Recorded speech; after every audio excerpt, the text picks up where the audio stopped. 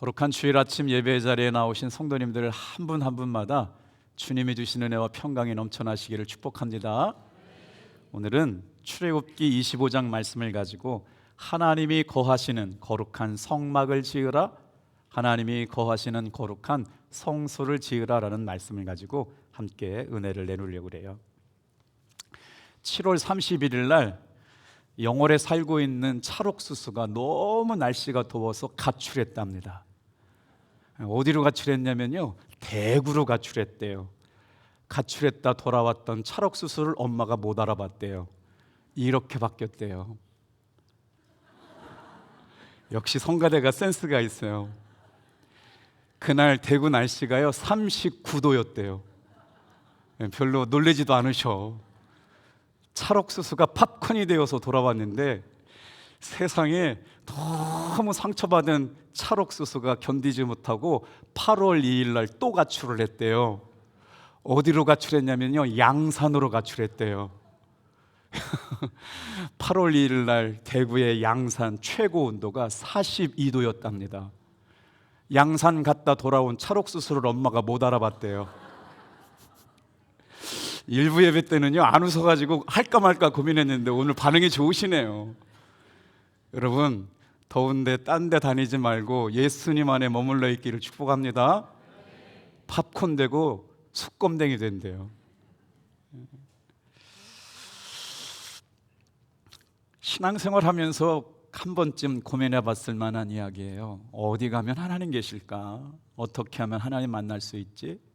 그래서 막 기도원 같은 데도 찾아가고 예언한다고 그러고 환상 본다고 그러는데 막 쫓아다니잖아요. 더 중요한 질문이 있습니다. 하나님이 어디에 계신 것보다 더 중요한 것, 어디에 머물러 계시는가? 신앙생활 하면서 이런 질문들이 있잖아요. 왜 하나님 저한테는 말씀 안 들려주세요? 왜 주님의 임재가 느껴지지 않죠? 그런데 여러분, 더 중요한 질문, 하나님은 어떤 마음의 상태에 머물러 계실까를 질문해 보셨으면 좋겠어요. 오늘 본문 가운데는 놀라운 말씀이 나오거든요. 8절 말씀인데 이런 말씀이에요. 내가 그들 중에 거할 성소를 그들이 나를 위하여 짓되. 출애굽기 40장 가운데 우리는 25장을 와 있거든요. 출애굽을 알면 인생이 보입니다라는 말씀을 가지고 우리가 말씀을 듣는데, 여러분, 출애굽기 40장까지 왔는데 여러분의 인생이 해석되고 있어요? 잘 볼까요? 하나님께서는 우리와 같이 살기를 원하신대요. 그들 중에 거할 성소를 다 같이 한번 따라합니다. 그들이 나를 위하여 짓되. 하나님께서 성막을 지으라고 말씀하신 진정한 목적은 하나님의 거처를 만드는 것이었어요. 더 정확하게 말한다면 하나님께서 건물 안에만 사는 것 아니고 천막 안에만 사는 것 아니고 자기 백성들 삶의 한자리 가운데 살기를 원하셔서 오셨다. 자, 이스라엘 백성들은 어떤 사람들이었냐면 430년 동안 애굽에서 종살이 하던 사람들입니다. 그들에게는 자유가 없었어요. 시간도, 노동도, 미래도, 다음도 없었던 사람들이었거든요. 왜냐하면 그들은 다 바로왕의 소유였기 때문에 그들에게는 미래가 없었잖아요. 그런데 하나님께서 그들을 구원하셨어요. 홍해를 갈라주시고 만나와 메추라기를 주시고, 우리가 지난 시간 무슨 말씀 들었어요? 시내산에서 하나님께서 말씀을 의지하는 사람을 만나주셨어요. 누굴 만나주셨어요? 속죄소에 어린 양의 피를 바르는 사람들을 만나주셨어요. 그리고 나서 백성이 머무르는 자리에 있었잖아요. 70장로 나답과 아비후의 아론의 두 아들과 70장로들은 산 중턱에 머물러 있었어요. 산 꼭대기는 누가 올라갔어요? 모세 한 사람만 올라갔어요. 똑같이 신앙생활 하는데 하나님을 만나고 하나님을 누리는 깊이가 다릅니다. 주일 예배 시작되었어요. 똑같이 예배 시간 되었는데 여러분, 사모함의 차이가 은혜를 결정할 줄로 믿습니다. 기왕 이 예배 나왔는데 여러분, 모세처럼 하나님의 영광과 임재를 경험하고 신앙생활하는 성도들 다 되기를 축복합니다.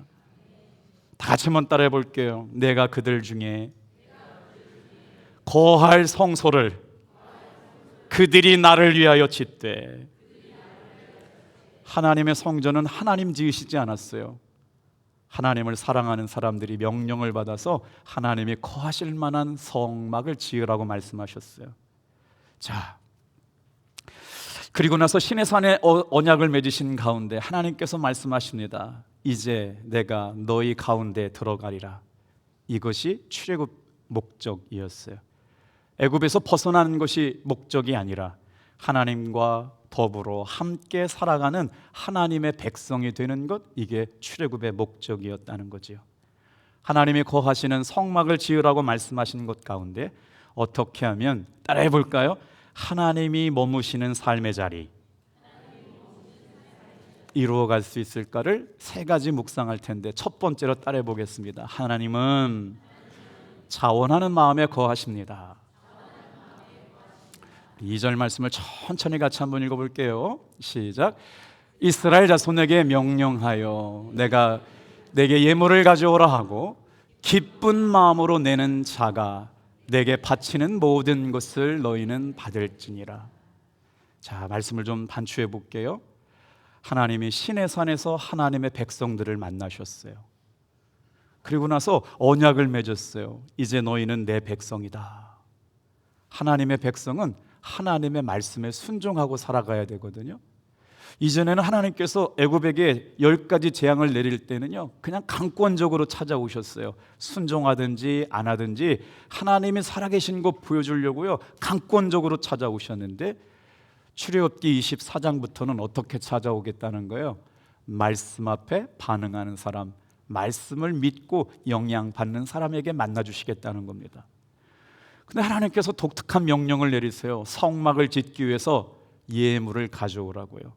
금도 가져오고 은도 가져오고 놋도 가져오고 청색, 자색, 홍색 실도 가져와서 염소, 털가죽, 조각목, 기름, 향품, 보석 갖고 오랍니다. 자, 그런데 여기서 말씀을 잘 읽어보는데요, 모든 사람 보고 똑같이 가져오라고 말씀 안 하세요. 신기하죠? 어떻게 갖고 오래요? 다 같이 한번 따라해 볼게요. 기쁜 마음으로 내는 자. 오늘도 주일날 헌금들 주님 앞에 드리는데, 예배 드릴 때 하나님 앞에 드림의 기쁨은 누가 경험해요? 기쁜 마음으로 하나님 앞에 드리는 것, 그것 하나님 받으시겠답니다. 여기서 기쁜 마음이란 마음이 자발적으로 움직이는 마음입니다. 스스로가 감동받아서 드리는 것 의미합니다. 누가 시켜서 하는 것 재미없어요. 눈치 보며 하는 것 오래가지 못합니다. 마지못해 끌려나와 예배하는 것, 여러분 감동 없습니다. 오늘 사랑하는 답동교회 성도들의 예배가 하나님의 마음에 감동을 받아서 여러분의 예배를 기쁨으로 드릴 수 있는 시간 되길 축복합니다. 하나님은 언제나 예물보다 우리의 마음을 받으시길 원하셨어요. 근데 이런 생각해 보면 돼요. 12지파에게 1지파에서 12지파까지 이만큼 다 가져와. 금은 이만큼 갖고 오는 거야. 보석은 이만큼 갖고 와라. 12지파 n분의 1로 가져와. 그러면 얼마나 쉬웠을까요? 그런데 하나님의 방법은 그렇지가 않아요. 어떻게 갖고 오래요? 마음에 기쁨이 있는 사람만 갖고 와라예요. 놀랍죠? 여기에 담겨있는 비밀, 여러분, 하나님은 억지로 받으시는 분이 아니에요. 하나님께서 원하시는 것은, 여러분, 하나님은 창조주 하나님이세요. 온 우주 만물을 만드신 분이기에 부족한 게 하나도 없는 분이거든요. 시편 50편 12절 말씀 같이 한번 읽어볼게요. 시작. 세계와 거기에 충만한 것이 내 것이미로다. 하나님 앞에 우리는 받은 것 갖고 살아가는 사람들이에요. 내 생명, 내 건강, 내 자녀, 내 물질 다 주님의 은혜 가운데 살아가는 것이죠. 자, 하나님은 오늘 저와 여러분들에게 요구하시는 것도 예배를 드리는 저와 여러분의 마음인 줄로 믿습니다. 이스라엘 백성들이 출애굽 12장을 지나가게 될 때, 여러분, 지금 하나님께서 이스라엘 백성들에게 가져오라고 하는 금, 은, 놋, 예복, 보석 누가 준 거냐면요, 애굽 사람들이 준 거예요. 출애굽기 12장에 어떤 역사가 있었는데요, 하나님께서 애굽의 장자를 다 치셔서 죽게 되었어요. 임금의 왕자들로부터 짐승의 가축까지 다 죽게 되니까 이제는 더 이상 하나님의 백성들을 애굽에 가두어 둘 수가 없어서 보내게 되는데 빨리 나가라고 뭐 줬어요? 금도 주고 은도 주고 의복도 주고 보석도 줬단 말이에요. 이스라엘 백성들이 하나님 앞에 드리는 것 원래 누구 거였다고요? 하나님의 것이었어요. 내가 가진 것 하나님 앞에 뺏기는 것 아니라 먼저 주신 것을 하나님 앞에 다시 올려드리는 것, 이게 헌신의 시작인 줄로 믿습니다. 11조도 마찬가지고요, 시간 드리는 것 마찬가지고요, 기도하는 것, 재능 드리는 것, 봉사하는 것도 여러분 주님이 주신 것으로 올려드리게 될 줄로 믿습니다. 오늘 찬양대 찬양이 평상시에도 은혜로웠지만 더 은혜로웠어요. 우리 하나님께 영광의 박수 한번 더 할까요? 할렐루야. 기도를 많이 하고 계시죠? 그건 아니었어요? 자, 하나님이 기뻐 받으실 만한 것, 하나님 앞에 감사함으로 감동 주시는 것을 돌려드리는 것, 여러분 하나님이 거하기를 원하시는 마음 따라합니다. 자원하는 마음으로, 봉사도 기쁜 마음으로 하고 자원하는 마음에 하나님이 거기에 머물러 계신다. 마음이 들여지면 물질과 시간이 따라옵니다. 우리는 종종 이런 말할 때가 있어요. 목사님 마음은 원인데요 시간이 없어요. 시간이요. 목사님 마음은 있는데요 정말 형편이 안 돼요. 마음은 있는데 형편, 시간, 몸이 따라오지 않는다고 말하죠. 그런데 여러분 정말 그거 아니에요. 마음만 있으면요 시간도 물질도 작은 순종도 따라오게 될 줄로 믿습니다. 어디에서 근거예요? 예수님 말씀이 그런 거예요. 따라해 볼게요. 내 보물이 있는 곳에 내 마음도 있느니라. 선교를 떠나는 한 청년이 11조를 185만 원을 냈어요. 교회 온 지 얼마 안 되는 청년이에요. 믿음반을 한 청년과 하지 않은 청년의 믿음의 태도가 달라요. 깜짝 놀랐어요. 요즘 청년들 자기 위해서 돈 쓰고 싶지 않습니까? 오늘 우리 성도님 가운데도 어떤 분이 11조 275만 원 한 분 계시더라고요. 그 돈 얼마나 귀합니까? 그런데 하나님이 주신 것인 것을 알기 때문에 하나님 앞에 온전하게 올려드리는 것이 더 기쁘다라고 하는 비밀을 깨달은 사람들이에요. 오늘 저와 여러분이 드리는 예배 가운데 여러분 자원하는 마음으로 드리는 사람들을 주님께서 그곳에 임재하여 주실 줄로 믿습니다.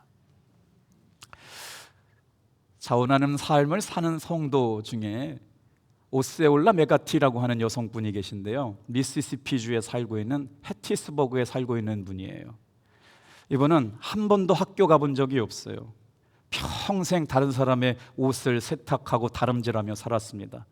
사람들의 눈에는 너무 빨리 내리셨어요. 권쌤 조금만 더 띄워주세요.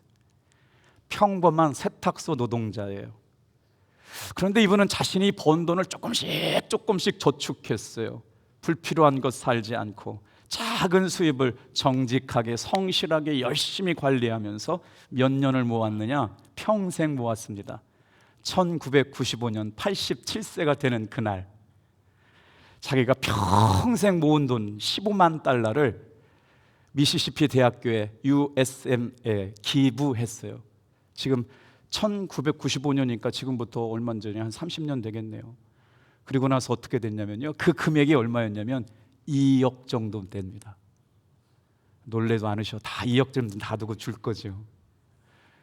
여러분 87세 할머니가 평생 노동해가지고 아끼고 해서 한 대학에 나는 돈이 없어서 공부 못했지만 누군가 이 돈을 가지고 공부를 하는데 도움이 되었으면 좋겠습니다. 1995년 87세 세탁소 다림질하는 할머니가 이웃을 위해서 도네이션해서 기부해가지고요 2억을 기부했거든요. 미국 사회가 그래도요 대단한 나라입니다. 그 이야기를 듣고 나서 나도 그와 같은 저 오셀라 메가티 할머니 같은 삶을 살겠습니다. 동참한 사람들이 몇 명이냐? 1,400명이 동참을 했어요. 그래서 지금 그 할머니가 장학금을 기탁한 이후로부터 30년 동안 1,400명이 조금씩 모은 돈이 100만 달러가 됐대요. 우리 돈 13억. 누군가의 여러분 작은 옥합을 깬 것이 하나님을 기쁘시게 하는 놀라운 기적이 된 줄로 믿습니다. 오늘 하나님께서 우리에게 관심 갖는 건 네가 얼마나 가졌느냐를 관심 갖지 않아요.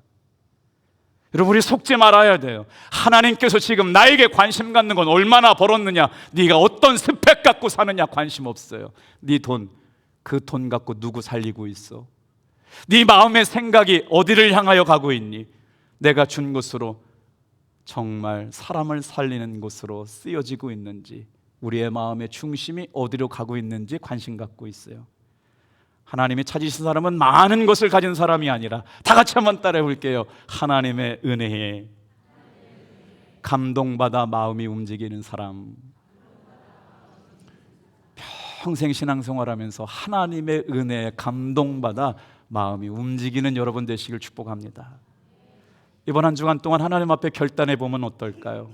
작은 물질을 흘려보내는 것, 누군가를 찾아가는 방법일 수도 있고, 교회를 위해서 봉사하는 일일 수도 있고, 억지로 하지 마세요. 하나님을 사랑하는 사람들이 여러분 자원하여 예배하고 자원하여 물질 드리는 신앙생활 되기를 축복합니다.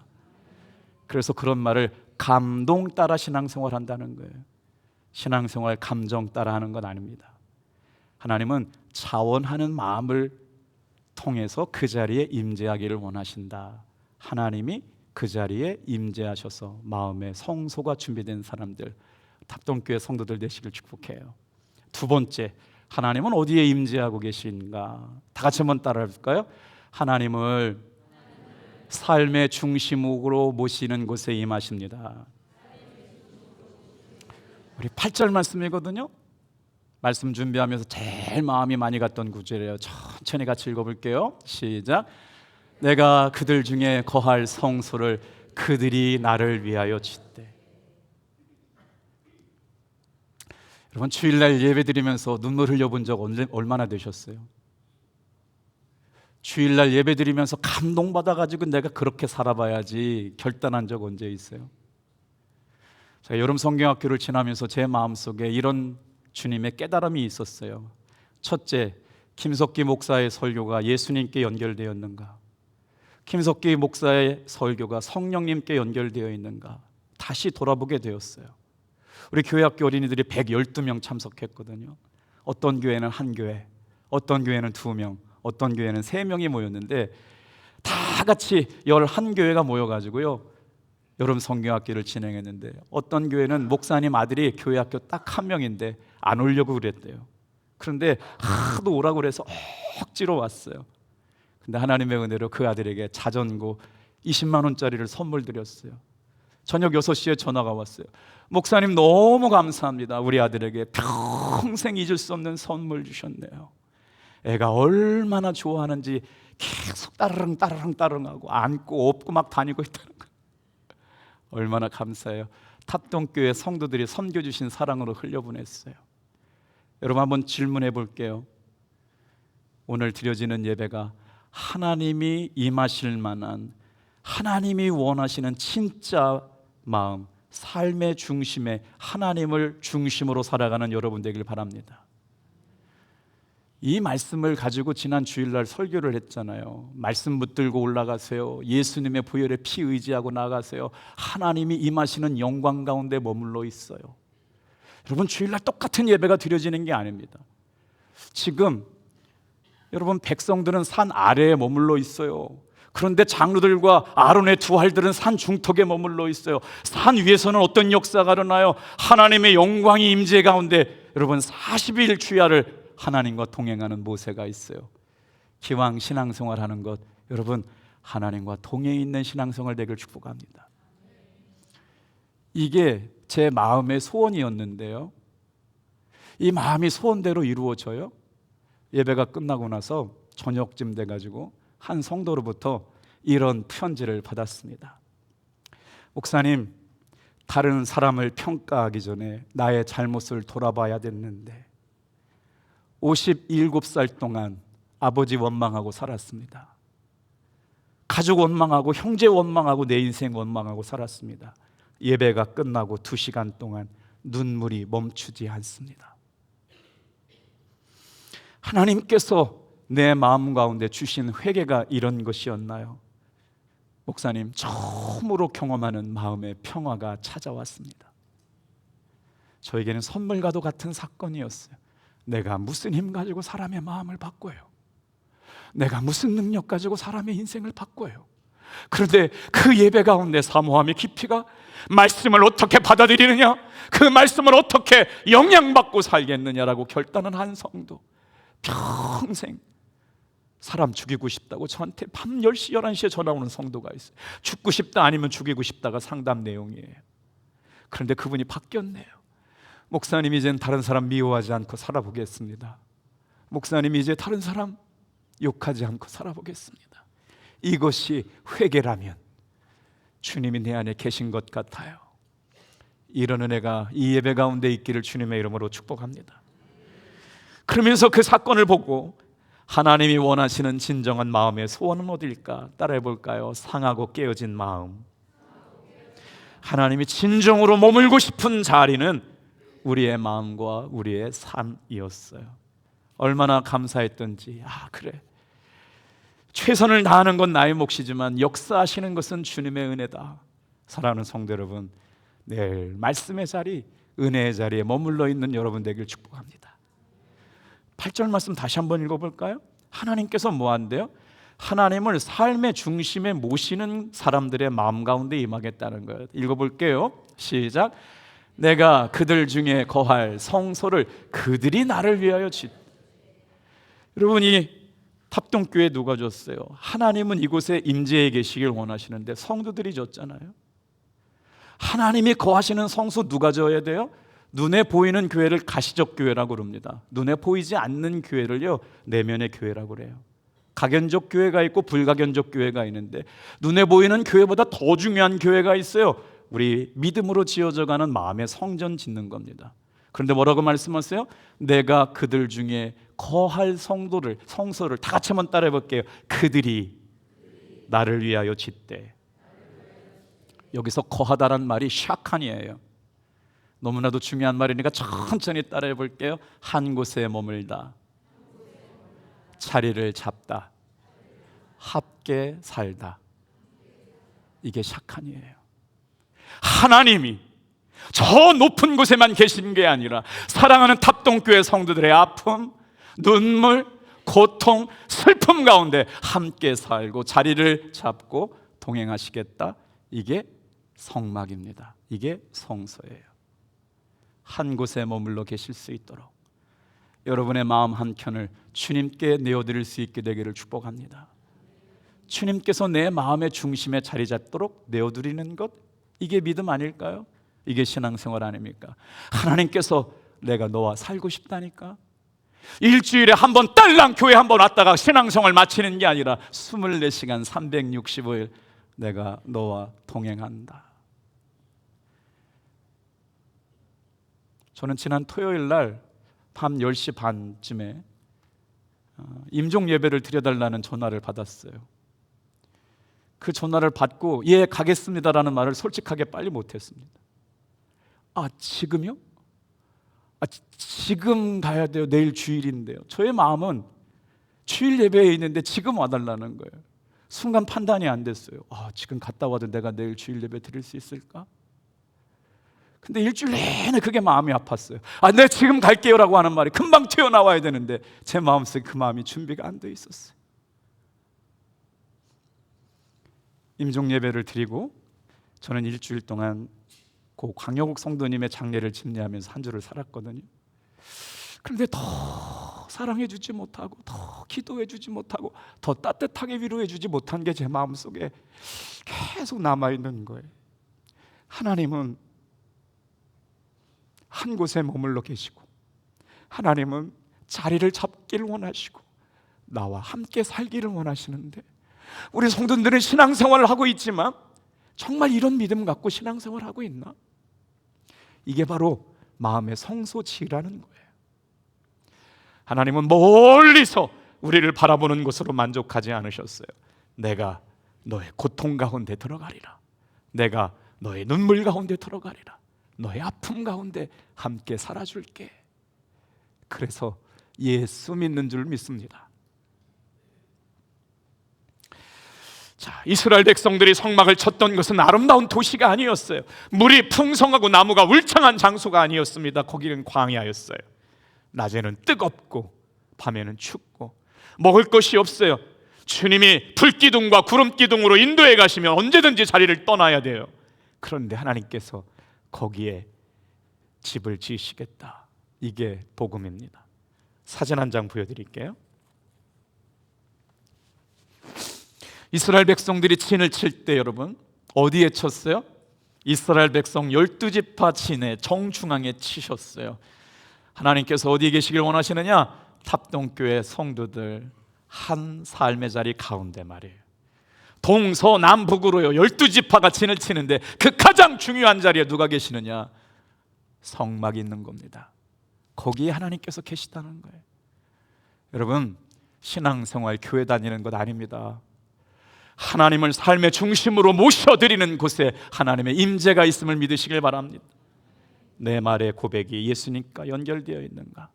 내 믿음의 고백이 성령님께 연결되어 있는가? 그걸 잘 살펴보시고 한 주간 동안 살면 하나님이 그 마음 가운데 임재해 주실 줄로 믿습니다. 그들의 삶의 중망 가운데 장막은 여러분 삶의 변두리에 있는 게 아니에요.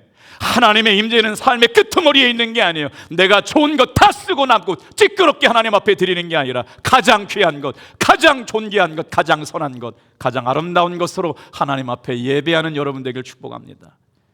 이것이 하나님의 백성들의 정체성이에요. 오늘 여러분의 삶의 중심에는 무엇이 남아 있어요? 우리의 삶의 자리에 삶의 중심에 예수님이 머물러 있기를 축복합니다. 말씀을 묵상하는데 이런 생각이 갑자기 따라와요. 잘 따라와 보세요. 젖과 꿀이 흐르는 가나안 땅으로 이스라엘 백성들이 40년 동안 행진해요. 430년의 애굽의 생활이 끝났어요. 하나님은 어디까지 이끌어 가시겠대요? 젖과 꿀이 흐르는 가나안 땅. 잘 따라오셔야 돼요. 보셔야 돼요. 하나님이 언제 임하셨어요? 광야 생활 끝나고 임재하시지 않았어요. 광야 생활 가운데 임하셨어요. 수요일날 예배 끝나고 저를 찾아오는 분 계세요. 주중에도 목사님 목양실로 찾아오겠습니다라고는 가슴이 벌써 철렁 내려앉아요. 또 암 환자인가? 근데 아니어서 얼마나 감사한지. 올 때 좋은 일은 미리 얘기해 주시고 오셨으면 좋겠어요. 목사님 차를 한 대 샀는데요. 목사님 기도해 주세요. 그러면 올 때까지 걱정 안 하잖아요. 또 그냥 또 암 환자 오시는 줄 알고 막 기도를. 괜찮아요. 그래도 전화 주세요. 병 다 고친 다음에 하나님 그때 오시는 건 아니고 내가 아프고 병들고 항암 투병 가운데 하나님 그 자리에 와 계신 줄로 믿습니다. 문제가 다 해결되고 나중에 오시는 하나님이 아니라 내 문제 투성이 아픔 투성인 그곳에 주님께서 오셨다. 하나님은 광야 한복판에 장막을 치세요. 성소는 문제가 없는 것이 아니라 다 같이 한번 따라합니다. 하나님이 함께 하시는 장소. 하나님이 함께 하시면 그 어떤 장소도 예배의 자리가 되고 하나님의 영광의 임재를 경험합니다. 병상도 성소가 될 수 있고요. 눈물 흘리는 골방도 성소가 될 수가 있고요. 경제적으로 어려운 자리도 성소가 될 수 있고요. 갈등과 아픔 때문에 어쩔 줄 몰라 하는 그 삶의 자리에도 하나님의 성소가 될 줄로 믿습니다. 이제 한 주간 동안 더 깊은 기도로 하나님께 나아갔으면 좋겠어요. 다 같이 한번 따라해 볼게요. 하나님, 이 문제 속에 저와 동행해 주세요. 하나님, 주님의 임재를 잃지 않게 해주세요. 여러분, 환경이 바뀐다고 믿음 더 좋아지는 것 아닙니다. 문제가 해결된다고 해서 더 행복해지는 게 아닙니다. 정말 중요한 건 뭐냐고요? 하나님이 함께 하시면 견딜 수 있습니다. 아멘. 하나님이 함께 하시면 다시 일어설 수 있습니다. 하나님이 함께 하시면 광야에서도 길을 잃지 않게 됩니다. 그래서 구약의 성막의 약속은 신약의 예수님을 통해서 완성되었어요. 요한복음 1장 14절 말씀 같이 한번 읽어볼게요. 시작. 말씀이 육신이 되어 우리 가운데 거하시매. 여기서 거하시매라고 하는 단어가 제일 중요한 단어예요. 뭐예요? 하나님께서 출애굽기 25장에 말씀하셨던 것처럼 똑같이 요한복음 1장 14절 말씀에 내가 너희와 함께 살길 원한다, 너의 마음의 중심에 있기를 바란다. 이게 거하심이에요. 뭐라고요? 내 삶에 하나님께서 내 마음의 한자리에 장막 치시겠대요. 텐트 치시겠대요. 여러분, 마음의 중심을 다하여 하나님을 예배하는 그 자리에 하나님께서 찾아오실 줄로 믿습니다.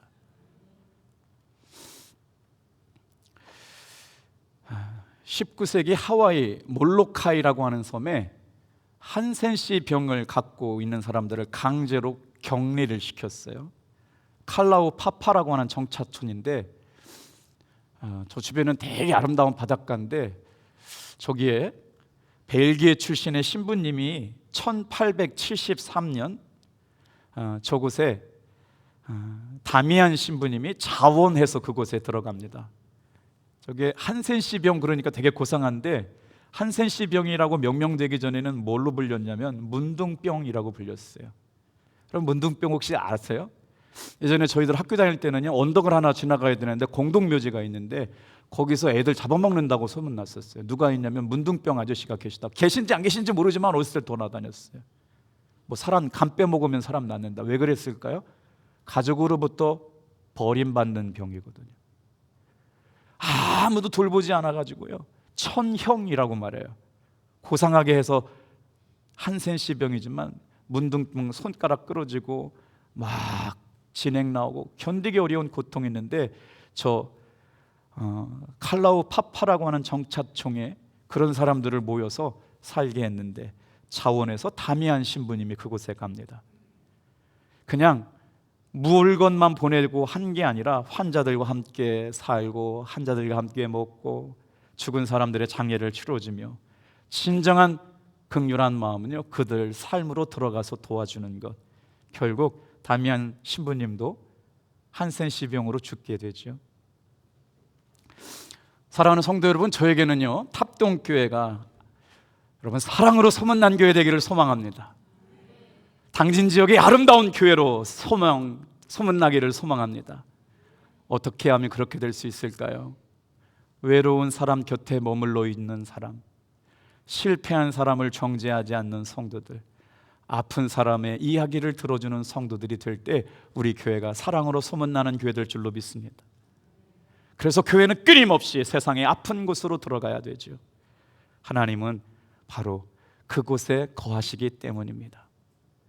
오늘 한 주간 동안 누군가 한 사람을 묵상하면서 전화했으면 좋겠어요. 전화만 하지 마시고요, 한번 만나 주셨으면 좋겠어요. 기도하다가 어린아이가 생각나거든, 청년이 생각나거든, 혼자 계신 성도님이 계시거든 전화하셔서 차 한잔 해주셨으면 좋겠어요. 형편이 되시면 밥도 한 끼 드셔주셨으면 좋겠어요. 그들의 아픔의 자리, 눈물의 자리로 들어가셔서 여러분의 물질과 시간과 에너지를 예수님의 사랑으로 흘러 보내줄 수 있기를 축복합니다. 그곳에 하나님께서 머물겠다 말씀하시는 거예요. 기도하겠다는 말만큼 아주 쉽게 하는 말이 없어요. 근데 그거 기도해 주겠다는 말 이제 믿어져요? 아니요. 감사한 말이지만요, 기도하겠습니다 집사님만 끝내지 말고요, 꼭 손을 잡고 기도해 주시고 위로해 주시고 만나서 섬겨줄 수 있는 여러분, 그 마음이 하나님이 원하시는 마음, 하나님이 원하시는 성소, 하나님이 거하시는 장막이 될 줄로 믿습니다. 자, 세 번째예요. 하나님께서 원하시는 거처 자원하여 드리는 것. 그리고 어떻게 된다고요? 하나님 앞에 마음의 중심, 삶의 중심으로 하나님을 모시는 곳에 임재하셨다. 그것은 사랑으로 흘러가게 됐다는 말씀했어요. 마지막이에요. 따라해 볼게요. 보여주신 양식대로 세워가는 삶에 머무십니다. 우리 9절 말씀 같이 한번 읽어볼게요. 시작. 무릇 내가 보이는 모양대로 장막을 짓고 기구들도 그 모양을 따라 지을지니라. 자, 어떤 단어가 제일 중요한 단어일 것 같아요? 모양대로 짓대요. 모양을 따라 지을 것이다. 하나님께서 성막을 지으라고 말씀하셨는데 어떻게 지으라고 말씀하세요? 내가 보여준 대로 지어라. 내가 가르쳐준 대로 지어라. 기구들도 그 모양을 따라 지어라. 하나님께서 성막 지을 때 오홀리압이라고 하는 사람이 있었어요. 그런데 그 기술자의 생각과 마음대로 지으면 안 됩니다. 하나님께서 보여주신 대로 그대로 그 모양대로 만들어야 돼요. 성막의 설계자가 누구예요? 하나님입니다. 여러분, 신앙생활도 마찬가지예요. 내 기분이 이래서 못하겠는데요, 내 감정이 속상해가지고 안 할 건데요. 여러분, 그런 소리 하지 마세요. 신앙생활 감정 따라하는 건 아닙니다. 기분 따라하는 건 아닙니다. 하나님이 주시는 감동 따라 할 때 하나님이 그 마음 가운데 거하심을 믿으시길 바랍니다. 목사님, 저는 그렇게 생각하지 않습니다. 요즘 사람들 다 그래요. 원래 제 성격이 그럽니다. 여러분, 그러면 고치셔야 돼요. 하나님께서 우리에게 신앙생활의 모범, 삶의 모범, 마음의 중심의 모범을 보여주신 분이 계세요. 다 같이 한번 따라해 볼게요. 우리 주 예수 그리스도. 놀랍죠? 로마서 8장 29절 말씀에 신앙생활은 이렇게 하는 거라고 가르쳐 주신 말씀이 있어요. 큰 소리로 한번 읽어볼게요. 시작. 하나님이 미리 하신 자들을 또한 그 아들의 형상을 본받게 하기 위하여 미리 정하셨어. 신앙생활 뭐 한다고요? 아들의 형상 본받아 살아가는 것이래요. 놀라운 삶. 여러분, 내 감정, 내 기분, 내 고집 아니고 내 경험 아니고요, 하나님이 가르쳐 주신 대로 예수님 닮아 살아가는 삶 가운데 하나님께서 거기에 머물러 계실 줄로 믿습니다. 신앙생활 다시 돌아보자고요. 하나님께서 원하시는 삶, 성공한 사람이 되게 하는 곳에 있지 않습니다. 성공한 사람이 되었지만 신앙적으로 성공한 것 아니에요. 많이 가졌지만 나눌 줄 모른다면 여러분, 잘 지어져 가는 인생 아닙니다. 높은 자리에 올라갔지만 낮은 사람들을 무시한다면 그 사람은 하나님이 머무시는 자리에 있는 사람 아닙니다. 하나님이 여러분 보여주신 양식대로 세워져 가는 삶에 하나님이 임재하여 주실 줄로 믿습니다. 그래서 우리는 매일마다 물어야 돼요. 365일 예수님의 이름 앞에 일어서려면 물어야 합니다. 다 같이 한번 따라해 볼게요. 이 상황에서 예수님이라면 어떻게 하셨을까? 이 상황에서 예수님이라면 어떻게 하셨을까? 예수님이라면 어떻게 하셨을까? 내 말, 내 고백, 입술의 묵상, 마음의 묵상, 입술의 고백, 이것을 통해서 주님이 일하실 텐데 예수님이라면 어떻게 하셨을까? 여러분, 계속 물으시며 살아가시길 주님의 이름으로 축복합니다. 그래서 여러분, 우리에게 진짜 필요한 건요, 자기 주장이 아니에요. 다 같이 한번 따라합시다. 말씀 앞에서 멈추어 서는 것. 주일 예배는 말씀 앞에서 멈추어 서는 것입니다. 제가 고민 하나가 있었어요. 주중에 27명이 빠져나가면 오늘 주일 예배 참 힘들겠다. 반주자들, 찬양 인도팀, 일부 예배 교사들 다 갔거든요. 사모도 갔어요. 조큰데 밥 안 굶었어요. 잘 먹었어요. 장로님들이 시간마다 쫓아가지고 밥 사주셔가지고. 그런데 말이에요, 주일 예배는 여러분 하나님 앞에, 말씀 앞에 잠시 멈추어 서는 시간임을 믿으시길 바랍니다. 뭔가 더 빠른 결정하는 것 아니고요, 주님께 묻는 시간이에요. 우리가 너무나도 급하지만 결정하기 전에 하나님 앞에 질문하고 묻는 것, 이게 신앙생활입니다. 내 고집 가지고요, 내 감정 가지고 신앙생활하는 것 아니고요, 하나님 앞에 작은 순종을 통해서 여러분 거룩한 성소로 지어가는 모든 성도님들 다 되기를 주님의 이름으로 축복합니다. 기도하겠어요.